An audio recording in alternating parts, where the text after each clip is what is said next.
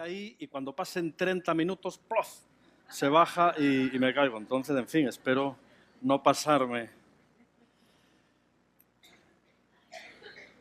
Un placer estar aquí. Un placer estar aquí. Qué bonita la alabanza. Maika, tienes una expresión gestual envidiable. Qué linda la alabanza. Me ha gustado mucho, de verdad, ¿eh?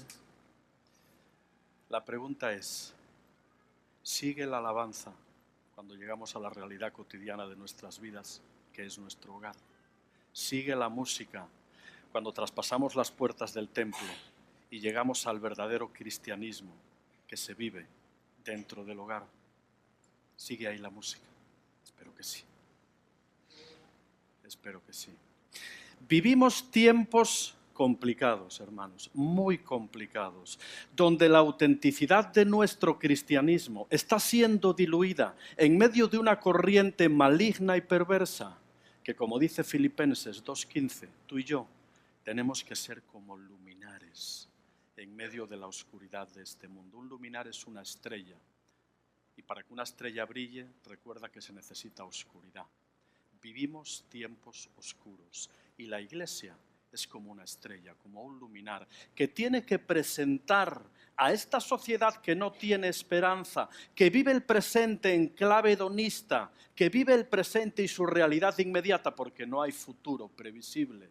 Tenemos tú y yo en nuestras familias que ser la luz que hable de que sí hay esperanza, de que sí es posible. Vivimos tiempos complicados, donde la ideología de género está invadiendo todos los países de Europa y también de Latinoamérica y de Norteamérica, el mundo occidental en general.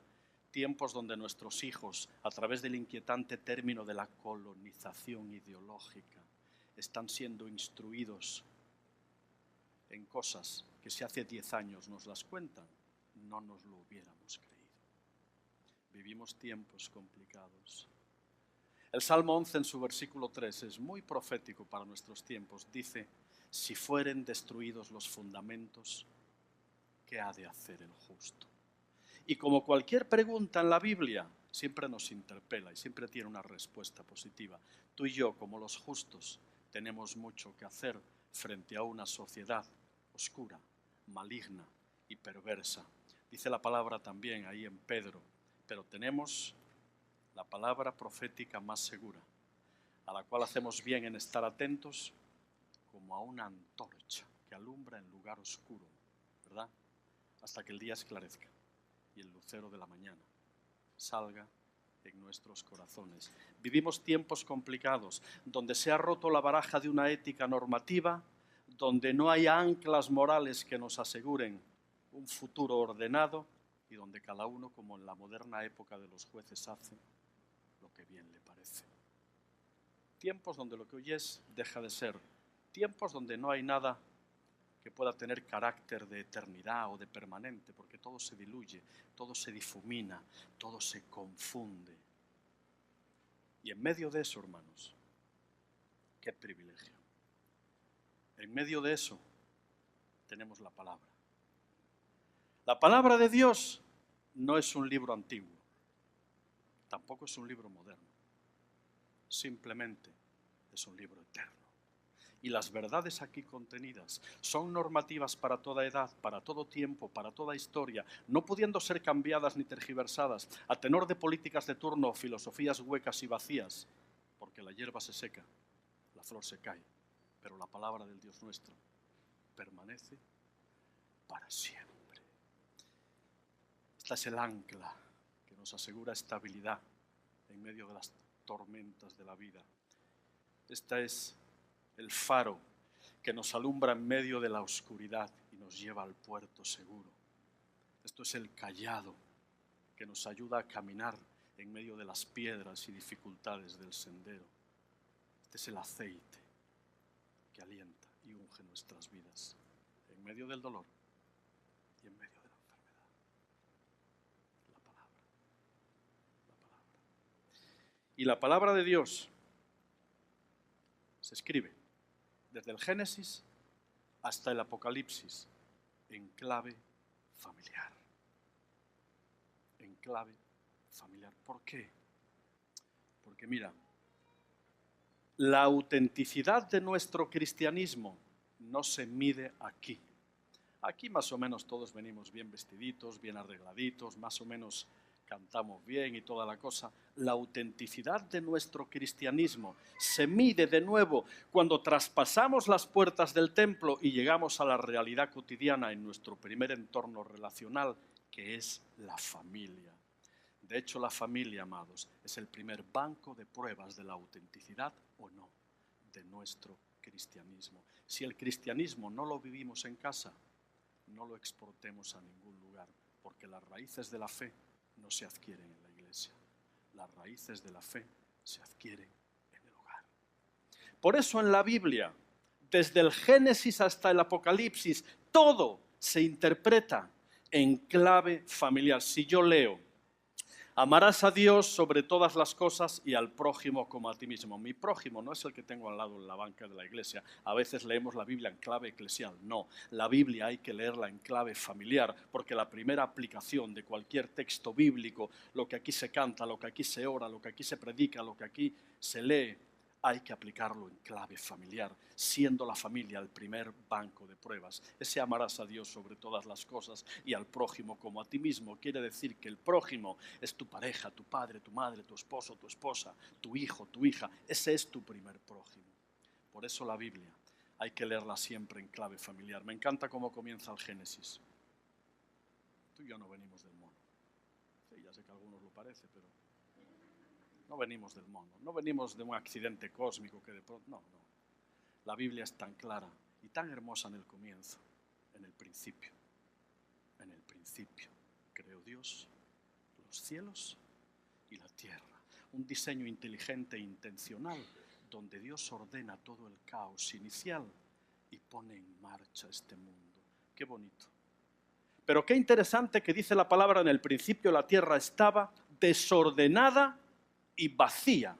La palabra desorden en griego es un término que se ha castellanizado y utilizamos habitualmente. La palabra desorden en griego es caos. De manera que Dios comienza el acto creador partiendo de un caos inicial. Dicen los teólogos que, provocado por la caída de Lucifer, ángel de luz, que al pecar y querer ser igual a Dios es echado al fondo de la tierra, junto con las huestes de sus ángeles caídos, y esa caída provoca un revuelo, un caos inicial, a partir del cual Dios comienza el acto creador. Pero mira qué interesante, que el acto creador también se define bajo un término griego que también se ha castellanizado, que utilizamos habitualmente y que tiene que ver, Aurori, con lo que hacéis las mujeres por la mañanita, ¿verdad? Que os pintáis, os ponéis los polvitos y esas cosas. Todo eso se llama la cosmética, ¿verdad? ¿De dónde vendrá la palabra cosmética? De cosmos. ¿Sabes lo que significa cosmos? Orden. Del caos, Dios hizo el orden. Del desorden inicial, Dios estableció un orden, y lo estableció mediante sanos principios de autoridad, mediante una jerarquización sana de autoridad, que es lo que el enemigo y la ideología de género está intentando destruir bajo el concepto muy políticamente correcto de igualitarismo.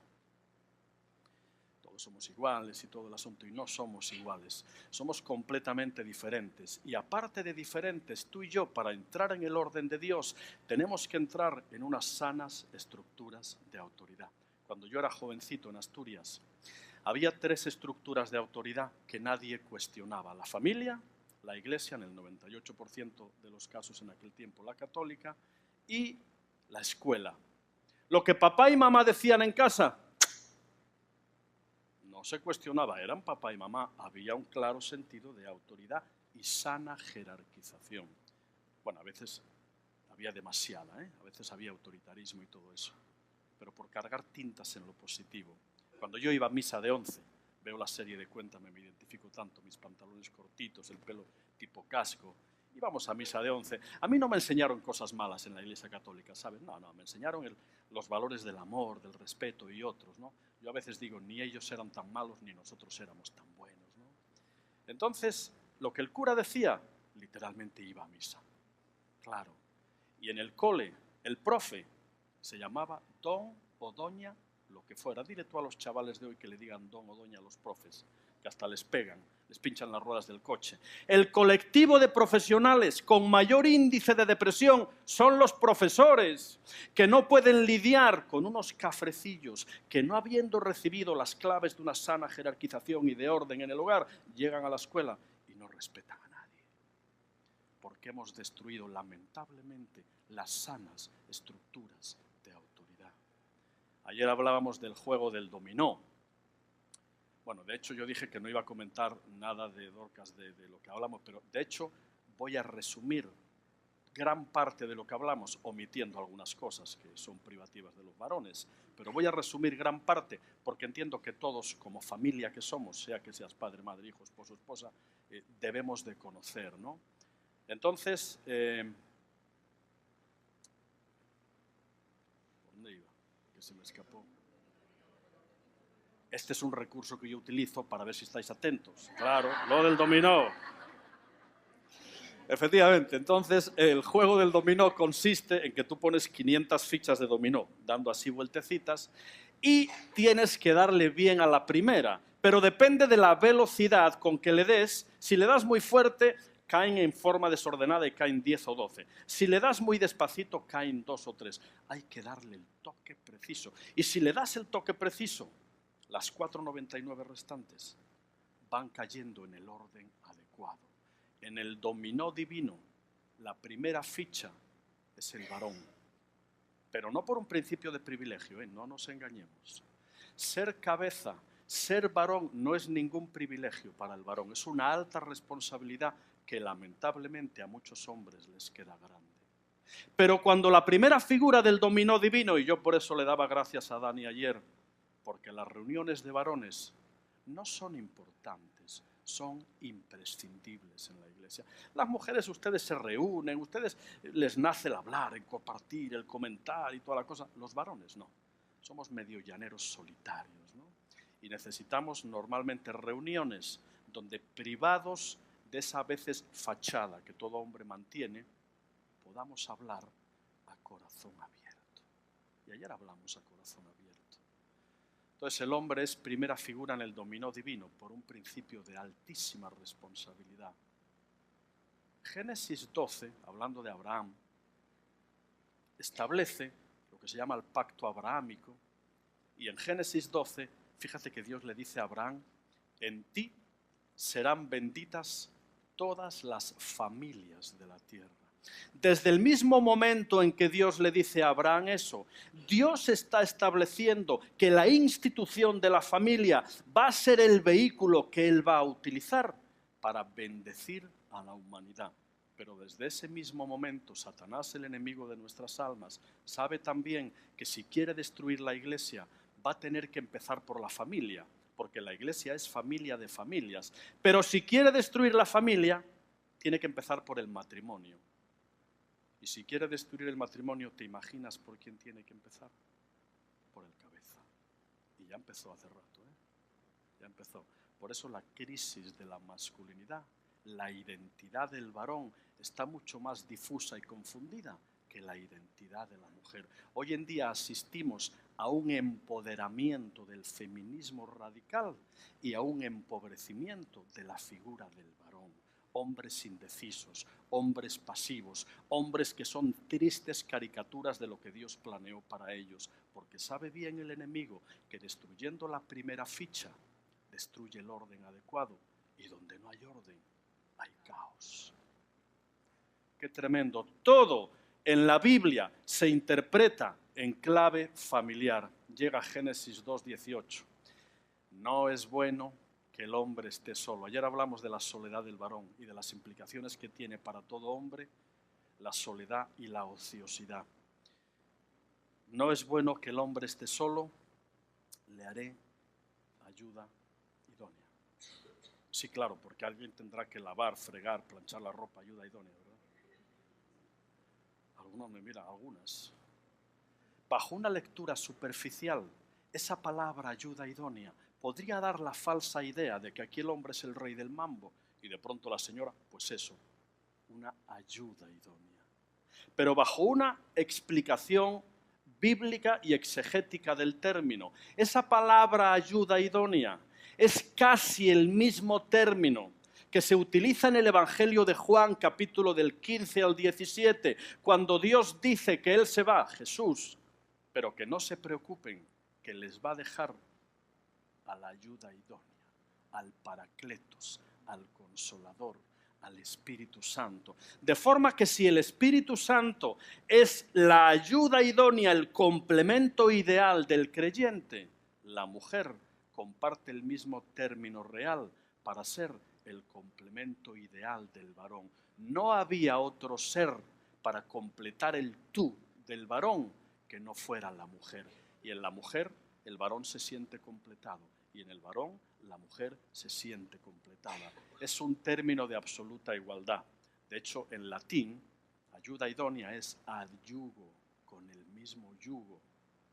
Permitidme la comparación con los burritos o los asnos. El yugo es ese aparatico de madera, ¿verdad?, que se le pone a los animales para que vayan en la misma dirección, a la misma velocidad y al mismo nivel. Por eso San Agustín, espiritualizando un poco el texto, él decía: la mujer no fue creada de la cabeza del varón indicando superioridad, tampoco fue creada de los pies del varón indicando inferioridad, fue creada de la costilla indicando igualdad y cerquita del corazón indicando intimidad. Qué bonito en el papel, ¿verdad? Pero qué complicado cuando lo llevamos al terreno del día a día y de la vida práctica. Porque la Biblia se escribe en clave familiar y nos lanza un ideal conseguible. Hablo de ideal en términos de conseguible, no de algo, ¿verdad? Nos lanza un ideal conseguible que tenemos que perseguir aún en medio de las dificultades y de las piedras naturales del camino, que las hay y muchas. Para Dios la familia es muy sencilla. Es un pacto heterosexual, monogámico y con vocación de permanencia. Eso es lo que tenemos que perseguir, eso es lo que tenemos que ser. Y mira, si aquí hay alguien que tropezó por el camino, porque todos tropezamos, el que ande en el camino de la perfección, este me servirá. En un camino hay piedras, en un camino hay charcos, en un camino uno tropieza y se cae. Pero me gusta mucho la entrada de Imperfect, que dice, debe de ser la declaración de propósito que tenéis, ¿no? Pero al final acaba diciendo que todos tenemos una segunda oportunidad. Y todos tenemos una segunda oportunidad. Si de pronto hay alguien aquí que fracasó en su matrimonio, que sufrió las consecuencias de un divorcio, no te culpes, Dios no te culpa. El enemigo sí te culpa.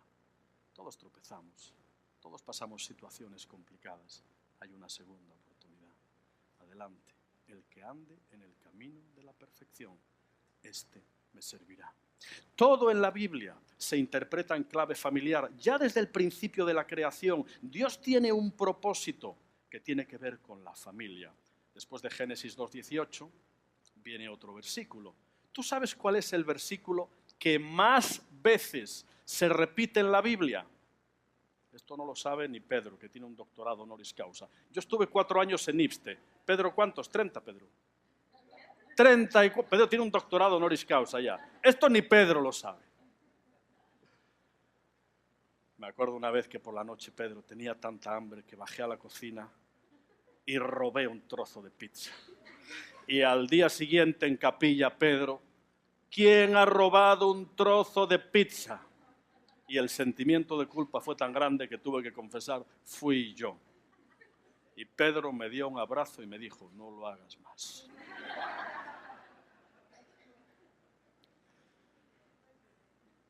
Hay una regla de hermenéutica que establece que todo lo que en la Biblia se repite nos está indicando alto nivel de importancia. Solo hay 2 versículos en la Biblia que se igualan en número de repeticiones. De uno de ellos se celebró el año pasado el 500 aniversario, porque aquel oscuro fraile que Dios utilizó en Alemania, Martín Lutero, en la privacidad de su celda, en un castillo y en el monasterio, de repente lee un versículo en Romanos que le abre la luz y que dice, mas el justo por la fe vivirá.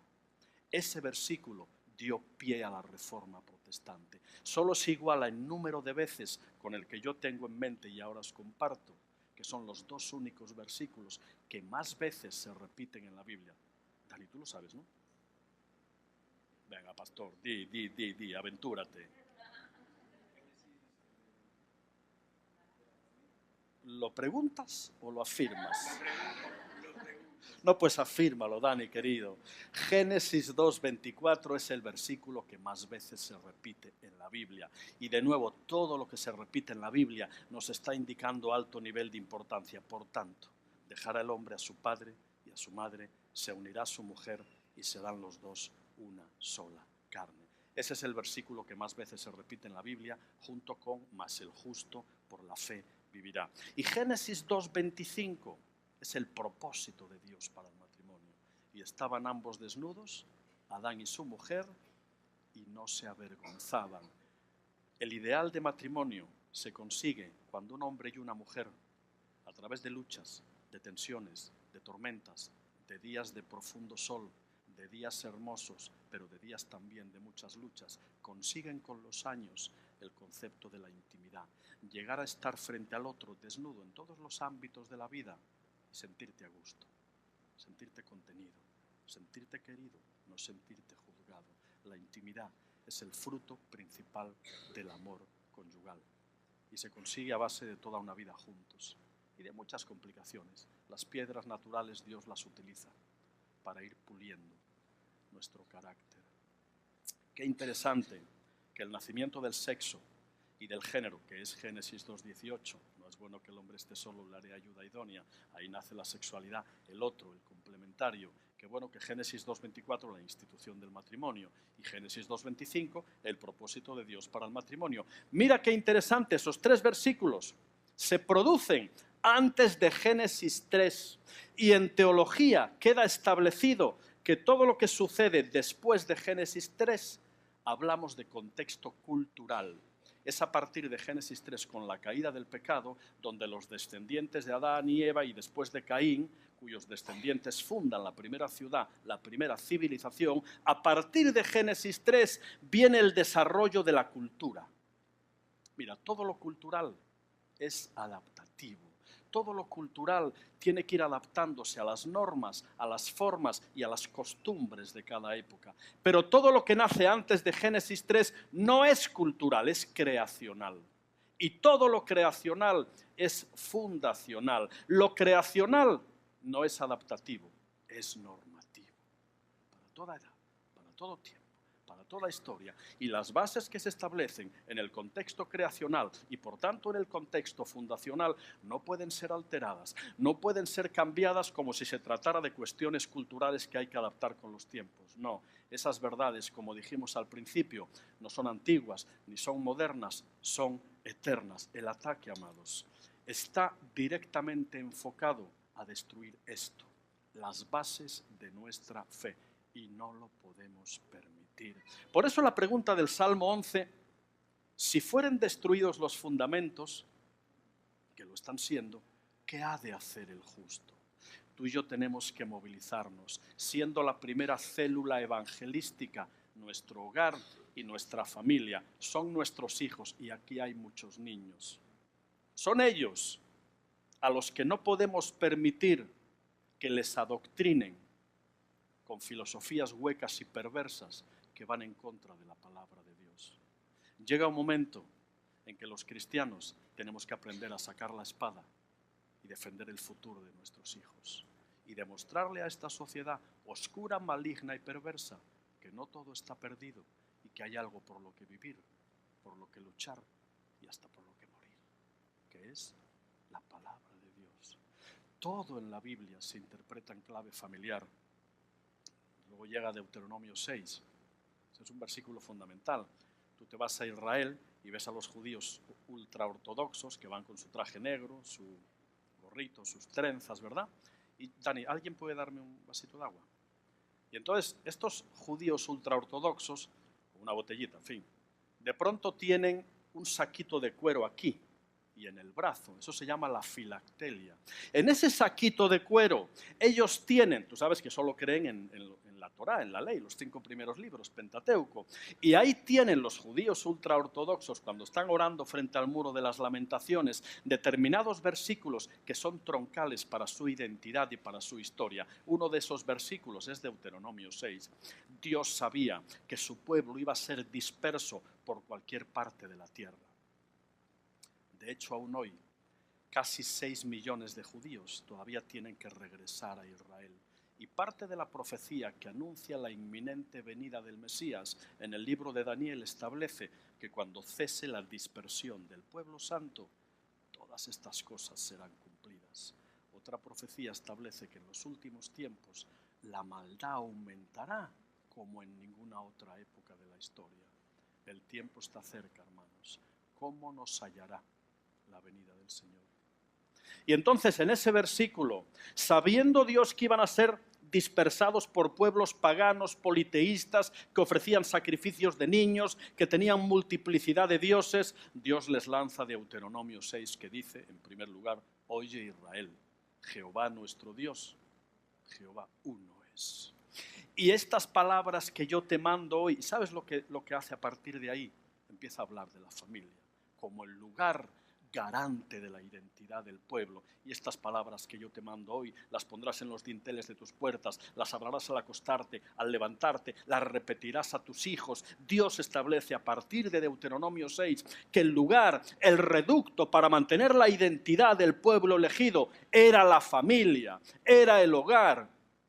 Por eso, las raíces de la fe no se adquieren en la iglesia, se adquieren en el hogar.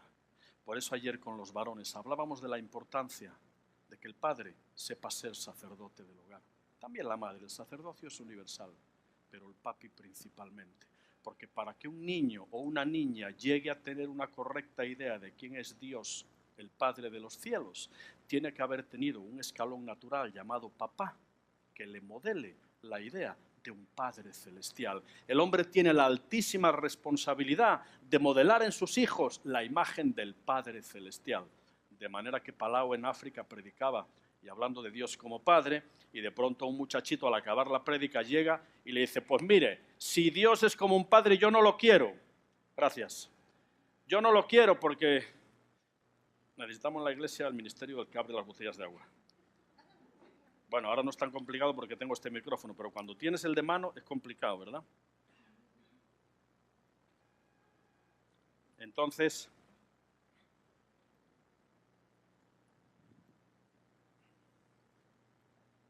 ¿por dónde iba, reina? Al lado.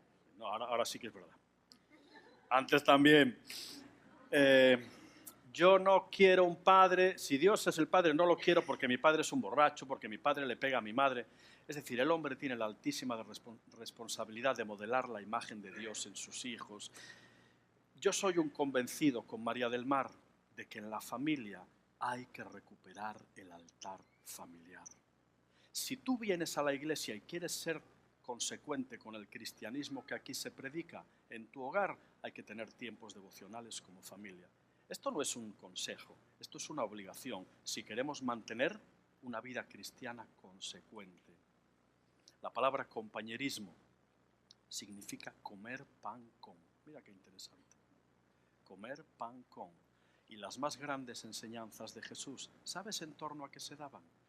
A una comida fraternal, donde se compartía, porque en el entorno de una comida se da de forma natural el ambiente propicio para que se pueda compartir de otras cosas. Con nuestro hijo Noel, ahora ya navegó fuera del nido, pero hasta hace bien poquito establecimos, nos costó un poco, pero establecimos que la comida era el momento propicio, porque era lo naturalmente ya establecido para al acabar de comer, abrir la palabra y compartir. Mesa y altar son muy parecidos. Ambos términos aluden a muebles elevados. En la mesa se compartía y en el altar se ofrecía. Y las bases del culto cristiano son la mesa y el altar. Si tienes el privilegio, que no todo el mundo lo tiene, de participar al menos una comida al día en familia, la mesa es sagrada. No pongas la tele, no hay celular, no hay móvil, no. Si tienes ese alto privilegio, no rompas la comunicación ni el momento sagrado que implica compartir en familia con otras cosas, ¿no?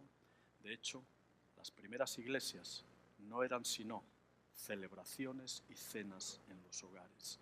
Qué importante la mesa. qué importante recuperar el tiempo devocional, qué importante que la primera iglesia sea la doméstica. Y al final, quien se siente realmente bendecido es la iglesia, porque la iglesia es familia de familias, y si la familia está fuerte, unida y bien arraigada, la iglesia está fuerte, unida y bien arraigada. Todo en la Biblia se interpreta en clave familiar. Finaliza el Antiguo Testamento en el libro de Malaquías en clave familiar. Y si recuerdas las últimas palabras del Antiguo Testamento, Dios dice, hablando de Cristo como el Mesías, habla de Elías, prefigura de Cristo, y dice, Él hará volver el corazón de los padres hacia los hijos, y de los hijos hacia los padres, no sea que yo venga y hiera la tierra con maldición. Finaliza el Antiguo Testamento lanzando una profecía sobre la inminente llegada del Mesías que iba a restaurar el orden familiar. Padres, hijos, obediencia, estructuras de autoridad. Pero comienza el Nuevo Testamento también en clave familiar.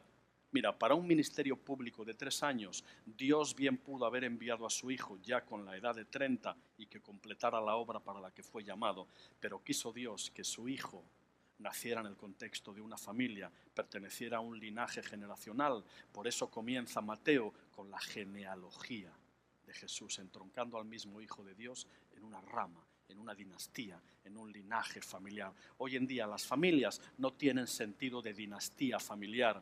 Muchas se divorcian, otras se separan. Los niños no tienen los pilares fundamentales de padres, abuelos, tíos y demás. Son movibles, lamentablemente, porque todo cambia. No hay ese sentido de línea generacional. Por eso aconsejamos siempre en escuelas de padres que a nuestros hijos les enseñemos objetos, fotografías, cosas antiguas que han pertenecido a nuestros antepasados y que forman parte también de la propia historia de nuestros hijos. Así vamos inculcando en ellos sano sentido de línea generacional y haciéndolos partícipes y eslabones de una cadena.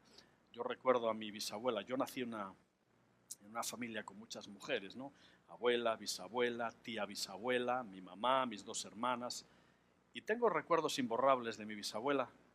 Murió cuando yo tenía 26 años, 25. Aquellos molinillos. ¿Recuerdan, verdad? Tengo recuerdos imborrables. Aún escucho el drrrr del molinillo de café. Y mi bisabuela, cuando tenía molido aquel grano de café, lo colaba en unas mangas que había. Pedro, en el IFSTE se utilizaban, mira que éramos antiguos, esas mangas que tú utilizabas para hacer café. El aroma del café a mí me transporta a recuerdos de mi infancia y me conecta con una historia que forma parte de mi linaje, de mi dinastía familiar. Por eso los padres tienen que enseñarle a sus hijos objetos tangibles, cosas antiguas que les recuerden, que les conecten, que les haga sentirse parte de una historia generacional. Eso es lo que la ideología de género pretende destruir. Eso es lo que las armas del enemigo pretende diluir, pretende difuminar, y no lo podemos permitir. Todo en la Biblia se interpreta en clave familiar y de pronto llegamos ahí a ese versículo que dice la religión pura y sin mancha es esta: atender a los huérfanos y a las viudas en sus tribulaciones y librarnos sin mancha del mundo. ¿Tú sabes lo que vincula a un huérfano y a una viuda? ¿La ausencia de quién? Del hombre, del padre para el huérfano y del marido para la viuda. Cierto es que en aquellos tiempos no había seguridad social, las viudas quedaban desatendidas, normalmente era la familia directa quien se ocupaba, eso es cierto, pero el énfasis aquí es la ausencia del hombre. Cómo en el Nuevo Testamento ya le da un papel preponderante al hombre y cómo lamentablemente desde el cristianismo histórico hemos malinterpretado los conceptos de cabeza, de autoridad, de sometimiento y de sujeción, términos netamente bíblicos que al haberlos adulterado aún desde el cristianismo histórico, lamentablemente dimos alas al feminismo radical. Lamentablemente promovimos una mentalidad donde la mujer era subyugada, maltratada, y lo ha sido por siglos.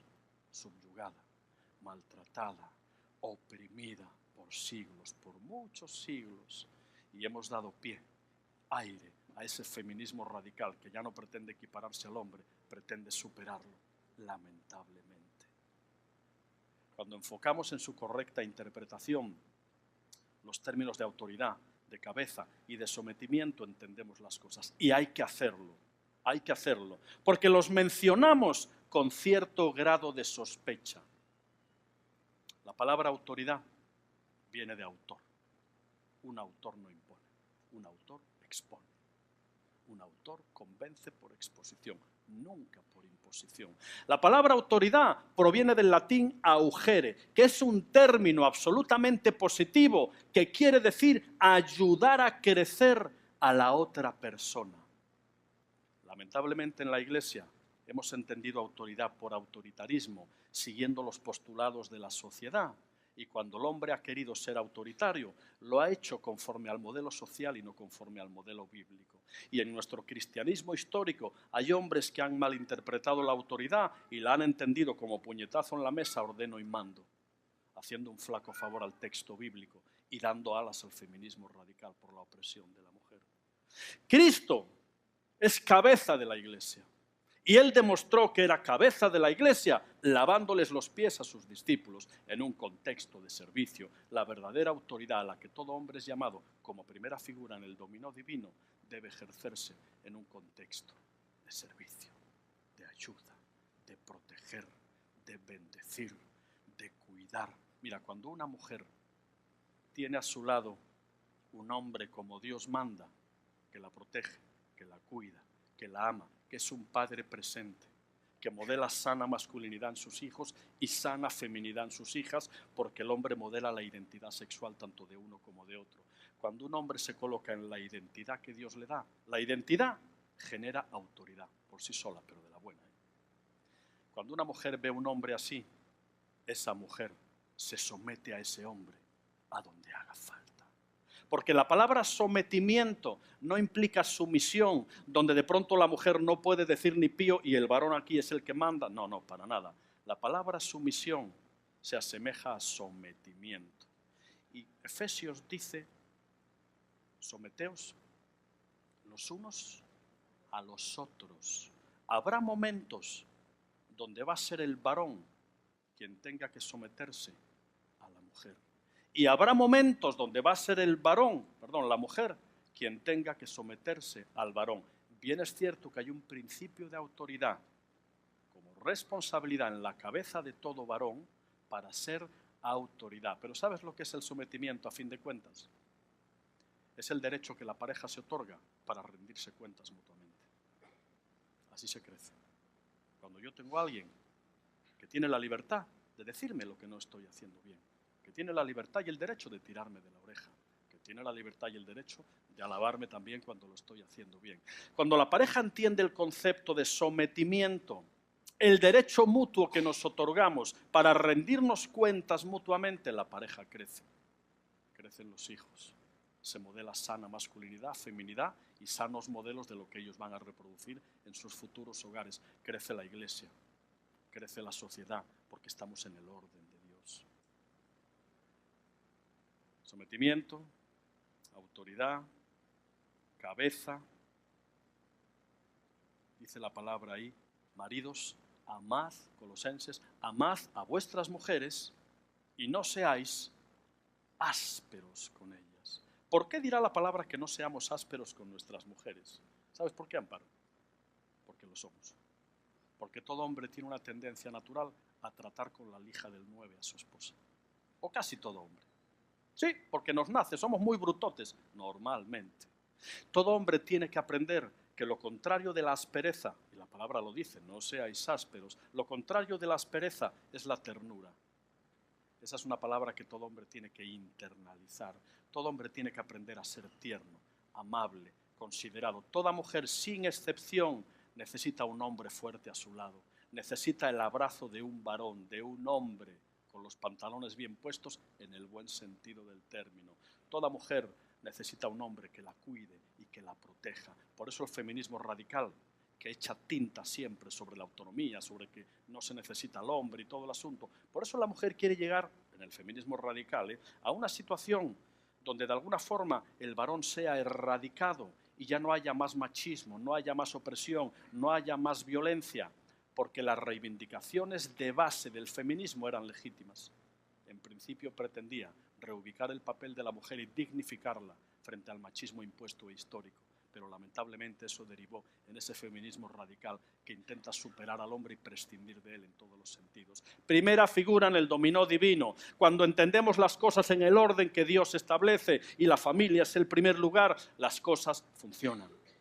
Las cosas funcionan. Todo en la Biblia se interpreta en clave familiar. Finaliza el libro de Apocalipsis también en clave familiar.